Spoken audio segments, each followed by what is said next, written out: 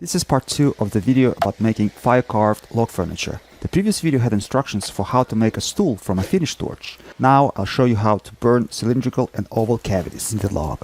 Please note, it is much easier to make the oval hole rather than the cylindrical one. To make an oval hole, you make a quick straight rip cut in the middle of the log segment and then burn it through. To make a cylindrical cavity, you need to drill the priming hole. It is more difficult unless you use power tools. I used a 52mm auger drill bit. I struggled slightly at the very end when the auger bit's tip drilled all the way through and stopped pulling the bit's cutting edge. When the priming hole is ready, we start the fire at the bottom of it. I started a fire in the wooden channel just as I did in the finished torch. I didn't expect that the drilled hole would burn through 2 to 3 times more slowly than the chainsaw's cut. This is why I'm putting the fire out in the improvised oven late at night. But next time I make this furniture, I'll try to use the burning log to grill meat or fish, and I'll let you know about the experience. I drilled the second priming hole in the log the next day. It is at 90 degrees to the first one. While drilling, the rain interrupted me. Luckily, I have a nice canopy to hide under. It has an original design and its layout was comfortable to use. If you are interested, I will make a separate video about it.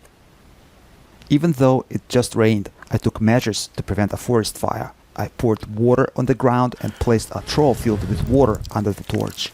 As you can see, both holes connected inside the log into one large cavity. Now it's 2 to 3 times lighter than before. The bottom portion of the cavity burns through faster. That is why I rolled the log sections a few times, flipping its orientation. While making the fire-carved furniture, I used the fire to boil water. I brewed chaga tea, which they say is good for you. Please do not forget to put out the fire on time. Once the log sections cooled down, I did some final touches using my axe and knife. As a result, the fire-carved furniture stopped smearing ash and looked finished and neat. As I get to my camp by boat, the extra weight is not an issue. So I brought 3 drill bits, 20, 35 and 52mm this summer. You can quickly make original outdoorsman's furniture and even tools using just a few drill bits. For instance, I made this wooden mallet. You might have recognized the plastic wrapping on the mallet. This is a heat shrink tape made from a plastic bottle. Please note, the tape shrinks evenly in just a few seconds in the log torch. The canopy you saw a minute ago is attached to the original frame with the same homemade tape. I should confess, the longer I use my bottle cutter jig, the more I like it. I cut the polymer tape using the bottle cutter you might have seen on my Russian YouTube channel published in 2014. Since then, the video got more than 10 million views and still gaining attention. If you want to know more about the PET heat shrink tape properties and applications, I will translate and publish a video about it in English. I made this mallet in 2014, but it is still in use, even though I used it a lot in the harsh conditions of the northern forests. Postscriptum.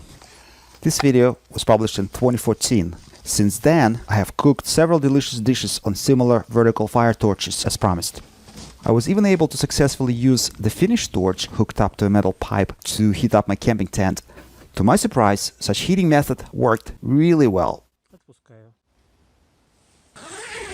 I also found an ideal vertical torch setup to cook meat and my vertical spiral potato dish. The setup consists of 3 log sections connected together. If you want to see videos about how to heat up a camping tent or how to make original outdoorsman's dishes using vertical fire method, please write it down in the comment section. I will edit and publish it next on Advoca Makes. Let good people watch good videos.